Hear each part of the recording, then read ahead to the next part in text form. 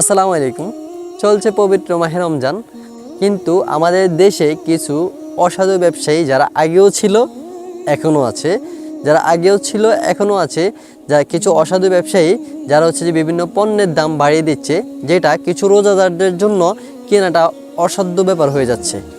এটা মানে যেমন হচ্ছে যে আপনি একটা মানুষ সারাদিনের রমজান শেষে ইফতারের সময় তার ইফতারের সাথে একটু শরবত লাগবে, যেমন লেবুর শরবত, কিন্তু ওই লেবুটার দাম বাড়িয়ে দেওয়া হচ্ছে। এরপর হচ্ছে যে মানুষ ইফতারের সাথে কিছু খেজুর রাখবে, ওই খেজুরটাও দাম বাড়িয়ে দিয়েছে। এরপর হচ্ছে যে ইত্যাদি বিভিন্ন অনেক জিনিস, একবার মুদি আইটেম থেকে তেল থেকে শুরু করে নুন পর্যন্ত। তো আসলে আমার মনে হয় বাংলাদেশের এই অসাধু ব্যবসায়ীদেরকে আইনের আওতায় আনা উচিত।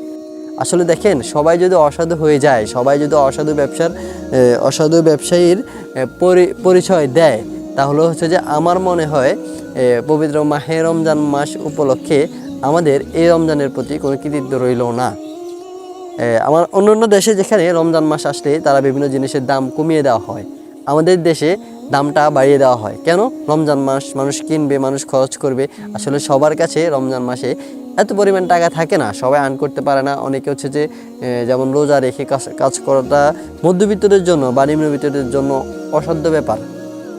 ঠিক আছে, আপনি ব্যবসায়ী, আপনি কাজ করতে পারতেছেন, খরচ করতে পারতেছেন, সবাই ব্যবসায়ী না, সবাই খরচ করতে পারে না। তা আমার মনে হয় যে আমাদের সবার উচিত রমজান মাসে একে অপরকে হেল্প করা, একে অপরকে বিভিন্নভাবে সহযোগিতা করা। এরপর হচ্ছে যে ব্যবসায়ীদের উদ্দেশ্যে বলি, আপনি কম টাকা লাভ করেন ভাই, রমজান মাসে শুধু একটা মাস কম টাকা লাভ করেন, অন্য মাস আপনি অন্য ব্যবসায়ীদের সাথে তাল মিলিয়ে চলেন, তাতে আমাদের কোনো সমস্যা নেই।